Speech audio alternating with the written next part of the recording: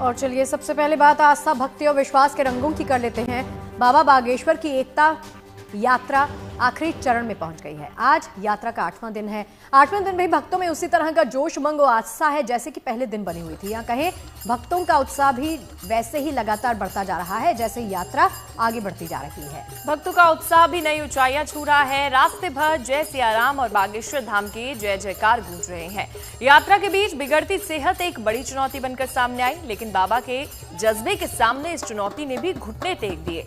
भक्तों में उत्साह भरते हुए बाबा ब्रजभूमि में पहुंच गए हैं। जहां जहां से यात्रा गुजर रही है, भक्त उनका भव्य स्वागत कर रहे हैं।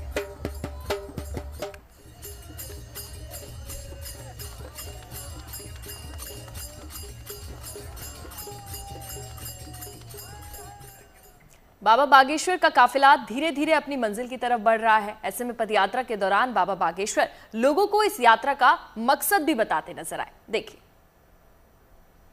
देश के दो रियल हीरो हैं, सरहद पर खड़ा जवान और खेत में खड़ा किसान। कल की पदयात्रा सैनिकों के वीर शहीद सैनिकों के परिवार के साथ बैठ के भोजन भी पाया था, सैनिकों के सम्मान के लिए थी। आज की पदयात्रा किसानों के लिए है। किसान इस देश की धरोहर है, किसान इस देश की मूल रीढ़ की हड्डी है, किसान इस देश की एक संस्कृति भी है। भारत कृषि प्रधान देश है, इसलिए किसानों का और जवानों का सम्मान होगा तो निश्चित रूप से भारत का गौरव बढ़ेगा। आज की पदयात्रा किसानों के साथ में है, किसानों के हित उद्देश्य पूर्ण होवे एवं किसानों के प्रति राष्ट्र की फिर से दृष्टि जाए, इसलिए आज की पदयात्रा किसानों के लिए समर्पित रहेगी। हम हमेशा से जीवन भर राष्ट्र और राष्ट्र के हित के लिए ही विचार करते हैं। हमारा जीवन राष्ट्र के लिए समर्पित है। हमारा जीवन का एक एक समय, एक एक पल, एक एक पहलू सनातन संस्कृति, राष्ट्र और राम के लिए समर्पित है। उसके लिए अनेक चैलेंजों को पार करते हैं, शारीरिक अस्वस्थता को भी पार करते हैं, हर एक प्रकार के संकटों को पार करते हैं। भगवान बल देता है, भगवान की कृपा है, उनकी कृपा के बल पर ये सब हो पा रहा। लेकिन हाँ, जो बोलना चाहिए वो बोलेंगे, चाहे जो हो जाए। जो सत्य है तो है, उसे झुटलाया नहीं जा सकता। अब देखिए, जो बाबा का जोश है वैसा ही जोश इस यात्रा में नजर आ रहा है। सनातन एकता यात्रा में भक्तों का जोश हाई बना हुआ है। कोई नंगे पैर यात्रा कर रहा है तो कोई तिरंगा लेकर आगे बढ़ रहा है। यात्रा पथ से देखिए हमारे सहयोगी मनीष चौरसिया की एक खास रिपोर्ट। बाबा बागेश्वर का बाके बिहारी से मिलन है।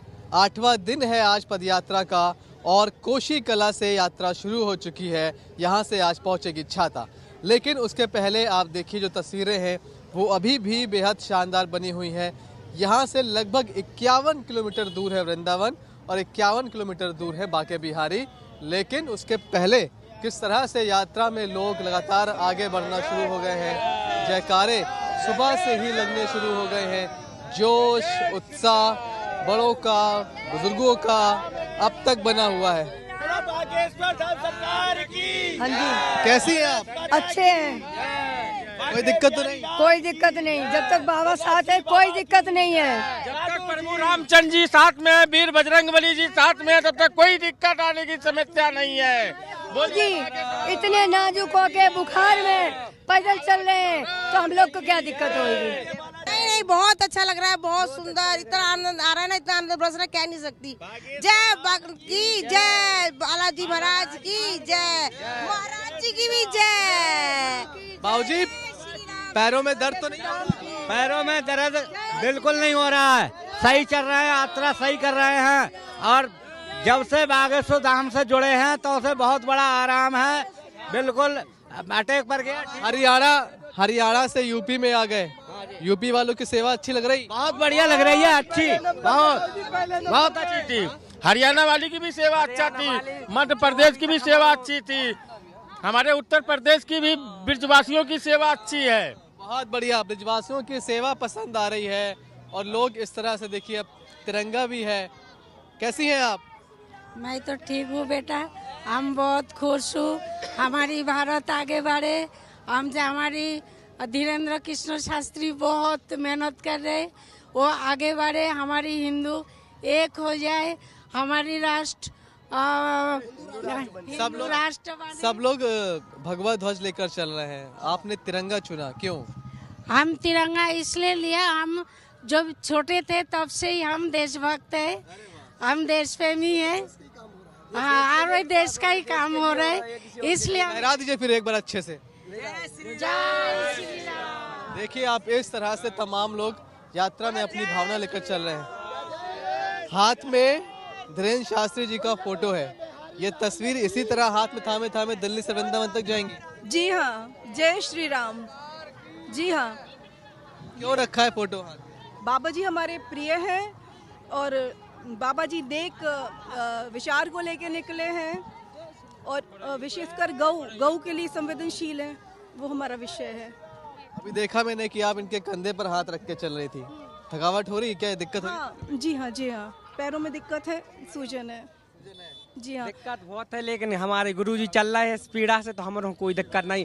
जैसे वो चले गए ऐसे हम चले गए, क्यों? वो भी हमारे भाई है, बड़े भाई भाई मानते। जैसे वो चले गए हम भी वहाँ मथुरा बंदर तक चले गए और राधे कृष्ण भगवान से बोले गए कि हमारी अर्जी स्वीकार करे, हिंदू राष्ट्र बनना चाहिए। उन्हीं के हाथ में सब सौंपने जा रहे हैं। हम बुंदेलखंड सागर मध्य प्रदेश से है। हाँ, क्या ना हमारे गुरुजी कहते हैं हंसा करो, हंसाया करो, बाकी सुधा हम अपने बाप के घर आया जाया करो। हम भी जा रहे हैं मथुरा वृंदावन। हमारे गुरुजी की इस्माल कम ना हो, इसलिए हमारे पूरे भाई बागिस्त हम परिवार के साथ चल रहे हैं कि कितना कष्ट आवे, लेकिन हमारे गुरुजी की इस्माल कम ना होना चाहिए। मुस्कुराइए और मुस्कुराते रहिए। ऐसी ही तमाम हंसमुख तस्वीरें 8वें दिन भी बनी हुई हैं। ब्रज क्षेत्र में यात्रा प्रवेश कर चुकी है।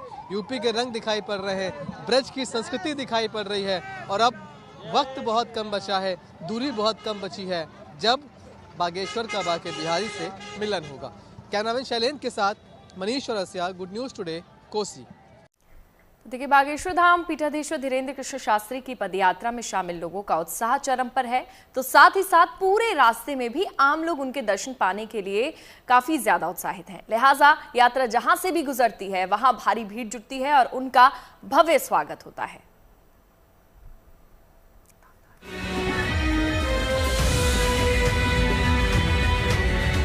हर तरफ हो रही है बागेश्वर धाम पीठाधीश्वर धीरेन्द्र शास्त्री की जय जयकार। इमारत की मंजिलों और छतों पर जमा है भीड़ बेशुमार। छज्जों पर खड़ी महिलाओं का हुजूम, सड़क किनारे उमड़ा जन सैलाब। सबको बस बाबा बागेश्वर की एक झलक पाने की दरकार है। ये तस्वीरें मथुरा के रास्ते में उस जगह की है जहां धीरेन्द्र शास्त्री के काफिले ने सड़क पर नाश्ते पानी के लिए पड़ाव डाला, तो उनका दर्शन पाने के लिए भीड़ उमड़ पड़ी। वो तस्वीरें भी हमने देखी हैं जब बुखार से वो परेशान थे और एक वक्त पर सड़क पर ही अपने एक साधक की गोद में सिर रखकर लेट गए थे और अब ये तस्वीर जब सड़क पर ही बैठकर वो नाश्ता कर रहे हैं। कुल मिलाकर बाबा भले ही आज पूरे देश में पसंद किए जा रहे हों, उन्हें हर कोई खास समझता है, लेकिन वो अपने आप को एक आम आदमी ही समझते हैं। एक आम आदमी की तरह कहीं भी बैठकर कुछ भी खा लेने को तैयार रहते हैं और उनकी यही सादगी फिलहाल उनके लोगों को बहुत पसंद आ रही है। आम लोगों के बीच बैठे आम लोगों के साथ घुले मिले धीरेन्द्र शास्त्री का ये अंदाज लोगों को उनका दीवाना बना रहा है, उनके प्रति श्रद्धा और आस्था में इजाफा कर रहा है। वही स्थिति यह भी है कि लोग धीरेन्द्र शास्त्री के साथ सेल्फी लेने, तस्वीरें खिंचाने और रील बनाने के लिए भी बेकरार दिखते हैं।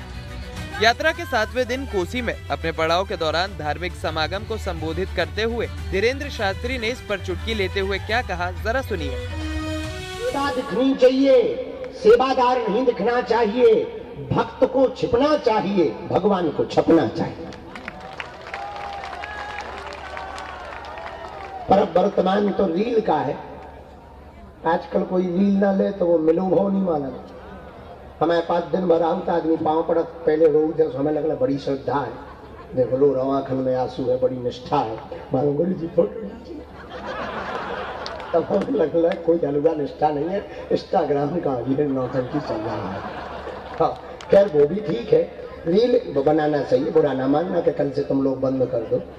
खूब बनाओ, ताकि सदियों बाद कभी जब हिंदू राष्ट्र बनेगा तो तुम्हारे भी नाती पोते वो रील देखकर कहेंगे कि हमारे भी बब्बा गए थे पदयात्रा में, हाँ। हमारे भी दादाजी गए थे, तो एविडेंस रखो, एविडेंस के रूप में रखना चाहिए। धीरेन्द्र शास्त्री उत्तर प्रदेश की सीमा में ब्रज क्षेत्र में प्रवेश करने पर हुए स्वागत से अभिभूत दिखे। धीरेन्द्र शास्त्री ने इस दौरान पदयात्रियों पर हुई जबरदस्त पुष्प वर्षा और महिलाओं और बटुकों की ओर से की गई दिव्य आगमनी का जिक्र किया। पांडे जी ने कहा कि आपके स्वागत के लिए 11 तोपों की सलामी है, तो हमारा तो बीपी हाई हो गया। उनका अब ब्रिज पहुंचे नहीं है, पहले ही तोप घलन लगी। अब पहले बम से निपटे, अब तोप से निपटे। तो बाद में बताया गया कि वो वाली तोप नहीं है, ये फूलों वाली तोप है। हमने कहा ये बहुत अच्छी बात है। तो 11 तोपों से पुष्प वर्षा हुई। 251 सुहागन गोपियों ने मनमोहक श्री ठाकुर जी को रिझाने के लिए नृत्य किया। 151 मान मंदिर के बटुक ब्राह्मणों ने स्वस्ति वाचन का पाठ किया। सनातन एकता यात्रा में पग पग पर अभूतपूर्व उत्साह का माहौल नजर आया। धीरेन्द्र शास्त्री और उनके सहयात्रियों पर फूल बरसाने के लिए लोग जगह जगह बुलडोजर पर भी सवार दिखे। भगवा ध्वज के साथ तिरंगा लेकर यात्रा में शामिल जन समुदाय धार्मिक के साथ साथ राष्ट्रीय एकता और राष्ट्र प्रेम का भी संदेश दे रहा है। हर उम्र, हर वर्ग, हर तबके के लोग इस यात्रा में शरीक होते नजर आ रहे हैं। ज्यादातर लोग पैदल इस पदयात्रा में भाग ले रहे हैं, तो साथ ही साथ झांकियां लेकर गाड़ियों, ऊँटों और डीजे के साथ भी बहुत से लोग इस सफर के साथ ही बन चुके हैं। लेकिन पदयात्रा में कई कवि भी पहुंचे हुए हैं, कई ऐसे लोग हैं जो गाना लिखते हैं। मेरे साथ एक सज्जन है अभी, और हमने कल इनका गाना सुना था, आज फिर से आपको हम इनका एक भजन सुनवा देते हैं। चलिए सीधे भजन शुरू करिए। लहसुन प्याज मांस मदिरा त्याग कर, लहसुन प्याज मांस मदिरा त्याग कर, सारे व्यंजन खाते हैं। हम बागेश्वर धाम वाले हैं, सिया राम गुण गाते हैं। हम बागेश्वर धाम वाले हैं, सिया राम गुण गाते हैं। माफ नहीं औलाद करेंगी, माफ नहीं औलाद करेंगी, अगर सोए रह जाते हैं। हम बागेश्वर धाम वाले हैं, सिया राम गुण गाते। यह यात्रा जब यूपी में प्रवेश करने के लिए यूपी हरियाणा सीमा पर पहुंची तो तस्वीर अलग ही नजर आई। ब्रजमंडल के खास सांस्कृतिक रंग भी इस यात्रा में घुल मिल गए। जो हम बात कर रहे थे कि जब यूपी में यात्रा प्रवेश करेगी, ब्रजधाम में प्रवेश करेगी, तो उसकी तस्वीरें बिल्कुल अलग होंगी। उनकी संस्कृति, उनका नृत्य, उनका संगीत, सबकी झलक यहाँ पर दिखाई पड़ रही है। लोग तरह तरह से यहाँ पर तैयार होकर आए हैं। कुल मिलाकर अब ये यात्रा यूपी में चलेगी, वृंदावन में प्रवेश करेगी, और इस तरह से इस यात्रा का रंग और ज्यादा सुनहरा और ज्यादा रंगीला हो जाता है। सनातन एकता पदयात्रा के समापन में अब चंद दिन ही बचे हैं। सिर पर सामानों की गठरी, बैग और पोटली है तो मन में उमंग है। बागेश्वर धाम पीठाधीश्वर के प्रति श्रद्धा और भक्ति की तरंग है, जिसकी बदौलत दूर दूर से देश के कोने कोने से ये लोग दिल्ली से वृंदावन की इस यात्रा में शामिल होने पहुंचे हैं। सनातन की धुन को परवान चढ़ाने के लिए बिना थके, बिना रुके आगे बढ़ रहे हैं। अभूतपूर्व जीवट और दृढ़ संकल्प का संदेश दे रहे हैं। हरियाणा यूपी सीमा पर कोसी से मनीष चौरसिया के साथ bureau report, good news today.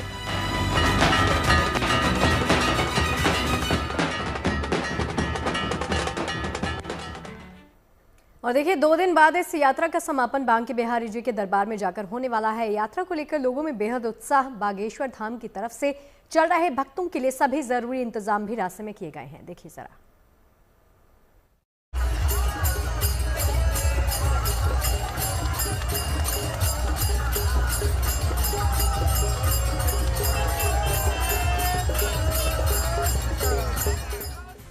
विशाल फूलमाला के साथ भव्य स्वागत,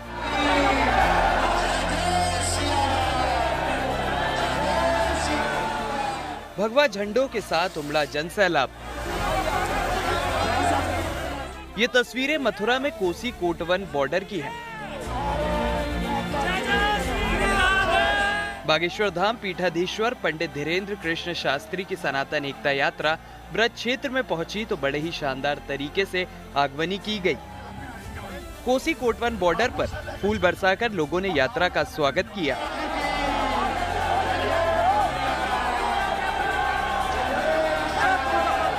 पंडित धीरेन्द्र कृष्ण शास्त्री के नेतृत्व में चल रही 170 किलोमीटर की सनातन एकता यात्रा में शामिल हर व्यक्ति उल्लास और उमंग से भरपूर नजर आ रहा है। 7 नवंबर से दिल्ली के छतरपुर मंदिर से शुरू हुई इस यात्रा में बहुत से लोग बिना चप्पल जूते के खाली पांव ही शामिल हो रहे हैं। हाथों में भगवा झंडा, धीरेन्द्र शास्त्री की तस्वीरें और मन में एक ही भाव है, वह भाव है सनातन का।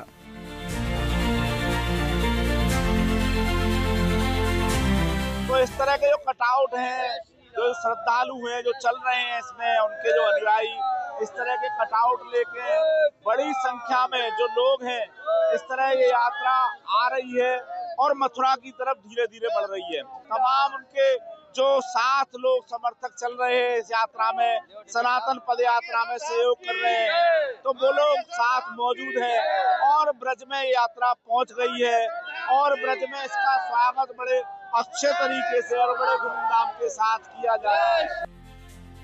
दिल्ली से वृंदावन के लिए रवाना हुई यह यात्रा कल 7वें दिन ब्रज क्षेत्र में पहुंची तो धीरेन्द्र शास्त्री ने लोगों से सनातन धर्म के संदेशों को अपनाने की अपील की। उन्होंने एक बार फिर से अपने उन्हीं संकल्पों को दोहराया, उसी मकसद के बारे में बताया जिसको लेकर वे यह यात्रा निकाल रहे हैं। संपूर्ण ब्रजवासियों के चरणों में नाक रगड़कर दंडवत प्रणाम करके एक प्रार्थना करना चाहेंगे। ब्रज परिसर को, ब्रज क्षेत्र को स्वच्छ रखना है तो ब्रज क्षेत्र को मांस मदिरा मुक्त रखना। उद्देश्यों को लेकर के ये पदयात्रा है। प्रमुख 7 संकल्पों में सामाजिक समरसता, यमुना मैया निर्मल हो, गौ माता राष्ट्र माता हो, ब्रज क्षेत्र मांस मदिरा मुक्त हो, भारत हिंदू राष्ट्र हो। इन संकल्पों की जन जागृति की है, वैचारिक क्रांति की यात्रा है। हम तलवारों की लड़ाई पर भरोसा नहीं करते, विचारों की लड़ाई पर भरोसा करते हैं। हम दंगा फैलाने वाले सनातनी नहीं हैं, गंगा फैलाने वाले सनातनी हैं। हम लोग बम फोड़ने वाले नहीं, नारियल चढ़ाने वाले सनातनी हैं। धीरेन्द्र शास्त्री की अगुवाई में हो रही इस पदयात्रा में लगातार भीड़ उमड़ रही है। श्रद्धालुओं का उत्साह देखते ही बनता है। ब्रज क्षेत्र में प्रवेश के अवसर पर इस यात्रा में यहाँ के स्थानीय रंग भी नजर आए। ढोल नगाड़े के साथ नाचते गाते लोग, भजन कीर्तन और गीतों पर झूमती महिलाएं और श्रद्धालु। आस्था और श्रद्धा की कोई सीमा नहीं, भक्ति के धुनों पर नाचते झूमते लोग, ढोलक की थाप पर कीर्तन भजन करते बटुक समुदाय, सबके चेहरे पर बाबा बागेश्वर की इस यात्रा को लेकर छाया असीम उत्साह। तो ब्रज के जो लोग हैं ना, वो अपने आप में बड़े अद्भुत और अनोखे होते हैं और राम नाम कीर्तन की ध्वनि यहाँ पर चल रही है और जो उसका आनंद है ना, वो अपने आप में बड़ा अद्भुत और अनोखा है। ये यात्रा ब्रज में रहेगी 4 दिन और 16 तारीख को भगवान श्री कृष्ण की जो नगरी है, जो लीला स्थली है वृंदावन, वहाँ पहुंचकर इसका समापन होगा। बांके बिहारी के दर्शन के बाद ये यात्रा समाप्त हो जाएगी। धीरेन्द्र शास्त्री का स्वागत करने के लिए, उनका साथ देने के लिए न केवल आम लोग पहुंचे, बल्कि साधु संत और सन्यासियों से लेकर राजनेता और जानी मानी हस्तियां भी इस यात्रा में शामिल होती नजर आईं।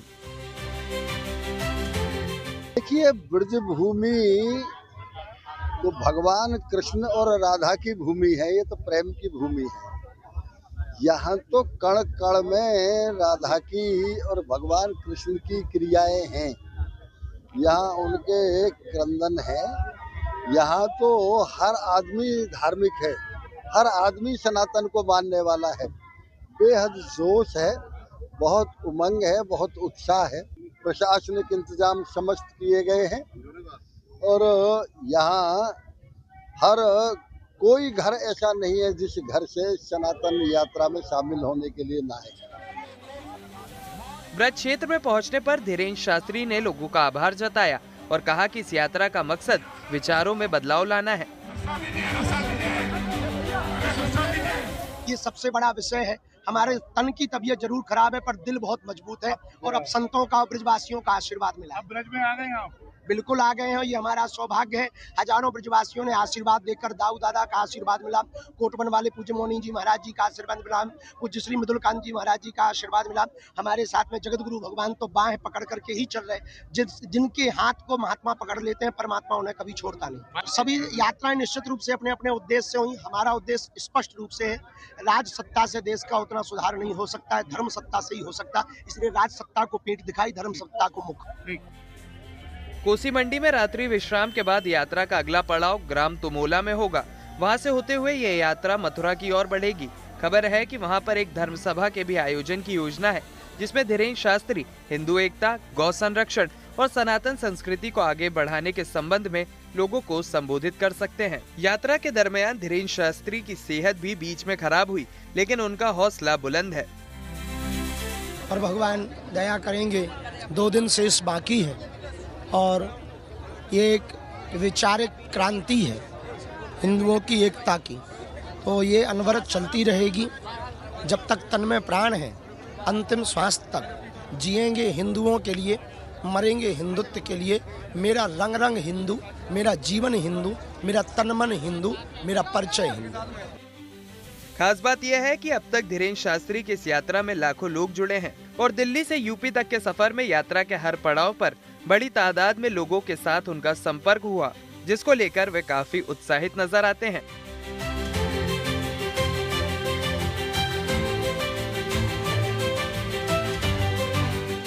सकारात्मक विचारधारा के लोग और जुड़ रहे हैं और बहुसंख्या बढ़ गई है अपार। अभी 8 किलोमीटर आगे पूरी पदयात्री निकल चुके हैं, तो स्वरूप पदयात्रा का तो बदला है और ये यात्रा रुकेगी नहीं। ये यात्रा पदयात्रा जब 16 तारीख को 12 बजे 4 धाम पर विराम हो, तो पूरे हिंदू समाज संकल्पित लेंगे कि अब हम गांव-गांव में अपनी विचारक यात्रा जारी रखेंगे। ब्रज क्षेत्र में सनातन एकता यात्रा के कई पड़ाव अभी बाकी हैं, लिहाजा सुरक्षा के पुख्ता इंतजाम किए गए हैं। ट्रैफिक जाम की स्थिति से बचने के लिए जगह जगह रूट डायवर्जन प्लान भी जारी किया जा चुका है और पुलिस प्रशासन सतर्क है ताकि कहीं भी किसी को कोई दिक्कत ना हो और यात्रा सहूलियत से संपन्न हो जाए।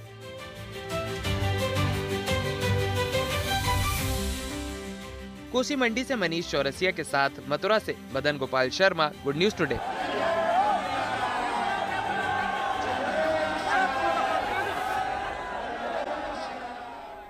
और चलिए अब बात बद्रीनाथ धाम की कर लेते हैं, जहां इन दिनों कड़ाके की ठंड पड़ रही है। बावजूद इसके धाम में श्रद्धालुओं का सैलाब उमड़ रहा है। कपाट 25 नवंबर को बंद होंगे, लेकिन उससे 5 दिन पहले पंच पूजन के साथ कपाट बंद होने की प्रक्रिया शुरू हो जाएगी। 21 नवंबर से 25 नवंबर तक किस दिन क्या प्रक्रिया रहेगी, देखिए इस रिपोर्ट में।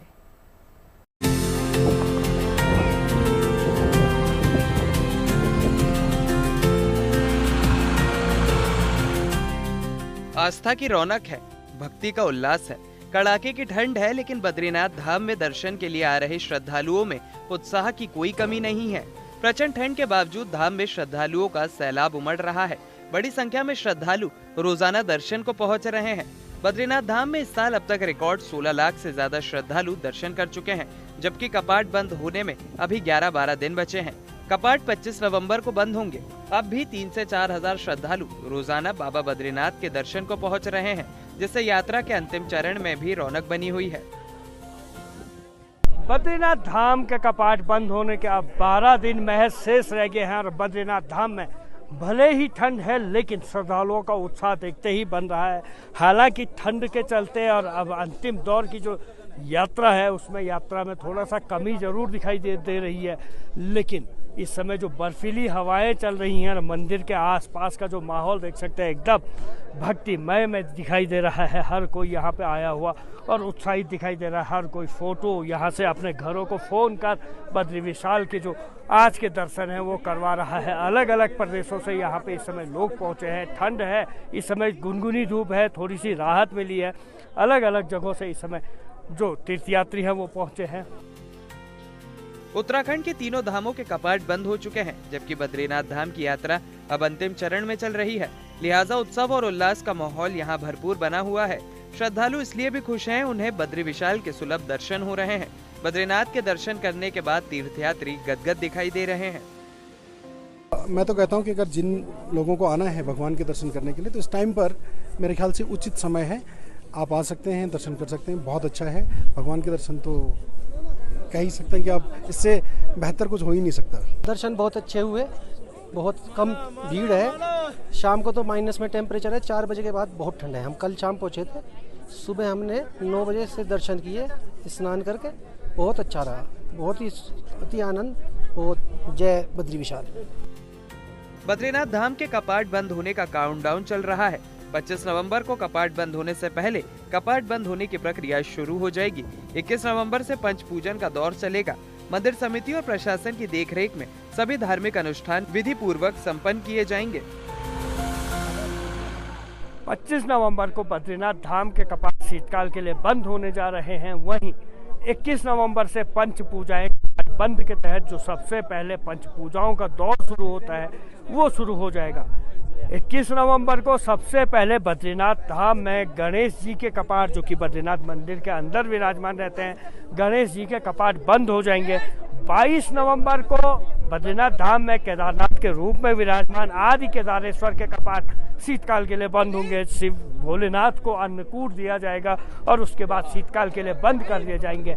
23 नवंबर को यहाँ पे बद्रीनाथ धाम में खड़ग पुस्तक वेदों मंत्रोच्चार, जो यहाँ पे वेद पूजा पाठ मंत्रोच्चार जो होता है वो बंद हो जाएगा और मन के अंदर यहाँ पे मंत्रोच्चार का उच्चारण किया जाएगा। 24 को कढ़ाई भोग माँ लक्ष्मी जी को भगवान बद्री विशाल के गर्भगृह के अंदर से बुलावा भेजा जाएगा और ये 24 तारीख की प्रोसेस होती।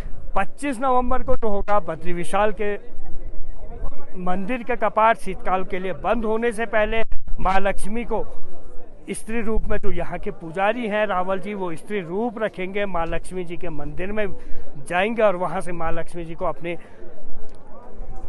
साथ बद्री विशाल के गर्भगृह में विराजमान करेंगे और इसी के साथ बद्री विशाल के कपाट शीतकाल के लिए बंद होंगे। 25 नवंबर को दोपहर 2:56 पर बद्रीनाथ मंदिर के कपाट शीतकाल के लिए बंद कर दिए जाएंगे। बर्फबारी और कड़ाके की ठंड की वजह से मंदिर अगले 6 महीने के लिए बंद रहेगा। अगले साल वसंत पंचमी के मौके पर बद्रीनाथ के कपाट फिर खुलेंगे और इसी के साथ दर्शन का सिलसिला फिर शुरू हो जाएगा। कमल नैन्सी लौड़ी, बद्रीनाथ धाम, गुड न्यूज टुडे। उत्तराखंड के ऊंचे इलाकों में बर्फीला माहौल महसूस किया जाने लगा है। खासतौर से बद्रीनाथ धाम में कड़ाके की ठंड शुरू हो चुकी है।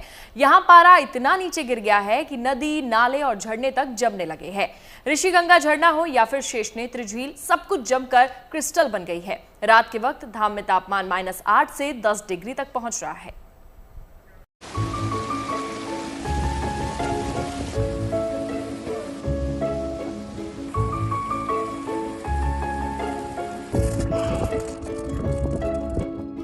तापमान माइनस में पहुंच गया है और नदी, नाले, झरने जमने लगे हैं। ये तस्वीरें बद्रीनाथ धाम के आसपास बहते झरने, नदी, नालों की हैं, जो ठंड में जमना शुरू हो गए हैं। बद्रीनाथ में इतना ठंडा है कि -16 में ये पानी का पूरा झरना पूरा जम गया है। ये देखो पत्थर बन गया बिल्कुल पानी। बद्रीनाथ धाम के पास ये नजारा ऋषि गंगा के जमते झरनों की है, जिसकी बूंद बूंद जमती जा रही है।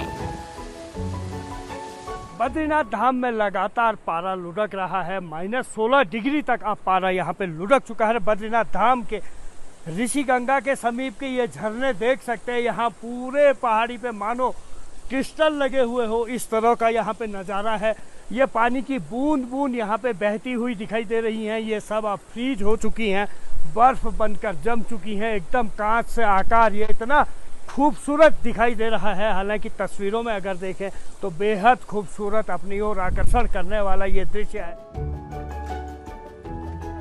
बद्री विशाल धाम के पास की शेष नेत्र झील की तस्वीरें देखिए, जो न सिर्फ बता रही हैं कि धाम में हाड़ कपाने वाली ठंड है और ये झील बर्फीले पत्थर में तब्दील हो चुकी है।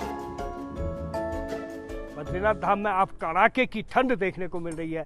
यहाँ पे देख सकते हैं बद्रीनाथ धाम में जो ये शेष नेत्र झील है, ये पूरी तरह से फ्रीज हो चुकी है। हर तरफ इसका पानी जम रहा है, जहाँ नज़र घुमाओ वहाँ अब ये बर्फ पाले में तब्दील दिखाई दे रही है। ये देख सकते हैं बर्फ की जो परत है वो यहाँ पे दिखाई दे रही है। पूरी झील फ्रीज हो चुकी है।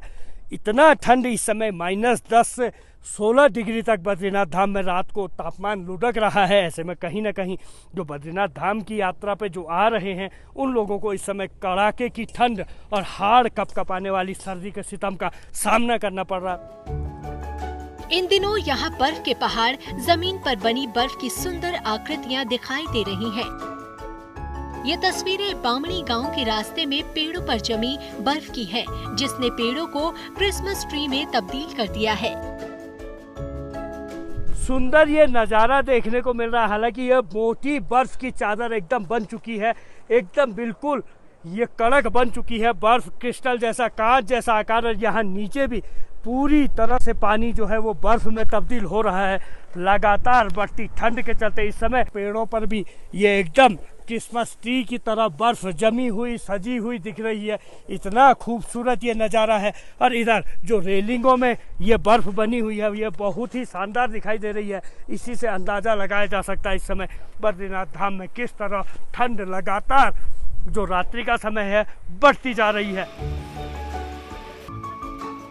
इस बार पहाड़ों में अक्टूबर के महीने और नवंबर की शुरुआत में हुई बर्फबारी के बाद जबरदस्त शीतलहर समय से पहले ही देखने को मिल गई है। 1 महीने पहले ही ठंड पहाड़ों में गोता लगाने लगी है। बद्रीनाथ धाम के कपाट 25 नवंबर को बंद होने जा रहे हैं। अभी भी 12 दिनों की बद्रीनाथ यात्रा शेष बची है। ठंड के बावजूद श्रद्धालु बद्री विशाल के दर्शन के लिए आ रहे हैं और साथ ही यहाँ जमते झरने, नदी नालों के खूबसूरत नजारों का भी आनंद ले रहे हैं। चमोली से कमल नयन सिलोड़ी के साथ bureau report, good news today. और चलिए अब खबर सैर सपाटे की कर लेते हैं। देखिए, मौसम में ठंड बढ़ रही है। दिल्ली एनसीआर जैसे मैदानी इलाकों में प्रदूषण भी बढ़ गया है, जिसके चलते जिन लोगों के पास वक्त है वो राजस्थान और हिमाचल का रुख कर रहे हैं ताकि बदले माहौल का मजा और साफ हवा में सांस लेने का मौका मिल जाए। लिहाजा जयपुर से शिमला तक सैलानियों की आवाजाही काफी बढ़ गई है।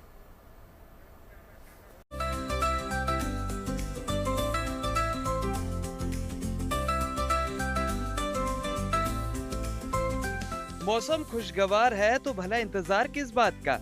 सैर सपाटे के लिए लोग निकल पड़े हैं। गर्मी बीत गई है और तापमान में गिरावट आ गई है तो गुलाबी नगरी जयपुर गुलजार हो गई है। जयपुर में टूरिस्ट सीजन शुरू हो चुका है और दूर दूर से पर्यटक यहाँ पर ऐतिहासिक जगहों का दीदार करने पहुँचने लगे हैं। सर्दी के दस्तक देने के कारण अब यहाँ धूप बहुत तीखी नहीं लग रही, लिहाजा सैलानियों के लिए यहाँ की प्रमुख जगहों का दीदार करने का यह अच्छा मौका है। पर्यटकों की आवाजाही बढ़ रही है तो यहाँ के खास पर्यटन स्थलों पर सफाई और सुविधाओं का भी विशेष ध्यान रखा जा रहा है। अभी तो देशी पर्यटक प्रचुर मात्रा में आ रहे हैं और विदेशी भी जो है दिसंबर के आते आते इनकी मात्रा के अंदर भी बढ़ोतरी होने वाली है। खास तौर से जब क्रिसमस और न्यू ईयर नजदीक आएगा विदेशी पर्यटक जो है वो और ज्यादा बढ़ेंगे और विभाग जो है वो इस चुनौती के लिए तैयार है कि उनकी अच्छी व्यवस्था जो है वो पर्यटन के दौरान रहे। इसके अलावा राजस्थान में पर्यटन में और इजाफा हो, इसके लिए नए प्रयास भी किए जा रहे हैं। इसके तहत राजस्थान में 19 नवंबर से पहली बार घूमर फेस्टिवल 2025 का आयोजन करने की तैयारी है। इस दौरान राजस्थान की सांस्कृतिक पहचान नए रूप में दिखेगी। महोत्सव के लिए विशेष रूप से एक ग्राउंड ट्रैक तैयार किया गया है जिस पर सभी 7 संभागों में एक साथ नृत्य प्रस्तुत किया जाएगा। ये दृश्य राजस्थान की एकता, संस्कृति और नारी शक्ति का जीवन प्रतीक होगा। सहभागिता और मान्यता। इस फेस्टिवल में 12 वर्ष से अधिक आयु की बालिकाएं तथा किसी भी आयु की महिलाएं भाग ले सकती हैं। वहीं पहाड़ों पर भी इन दिनों मौसम बेहद खुशनुमा बना हुआ है। हिमाचल प्रदेश की राजधानी शिमला में मौसम शानदार होने के कारण पर्यटकों की आवाजाही बढ़ गई है।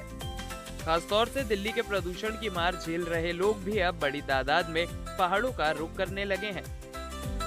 बहुत फर्क है जी दिल्ली और शिमला में। तो यहाँ का तो शांति माहौल बहुत अच्छा है। वैसे दिल्ली में तो सर में दर्द हो जाता है, पोल्यूशन इतना है, ट्रैफिक सबसे ज़्यादा प्रॉब्लम, सबसे ज़्यादा तो ये है। मतलब बहुत फ़र्क है। मेरी फैमिली में भी काफ़ी जनों का जलन रहती है आंखों में प्रदूषण की वजह से, मगर यहाँ बहुत अच्छा है, शांत माहौल है, प्रदूषण नहीं है।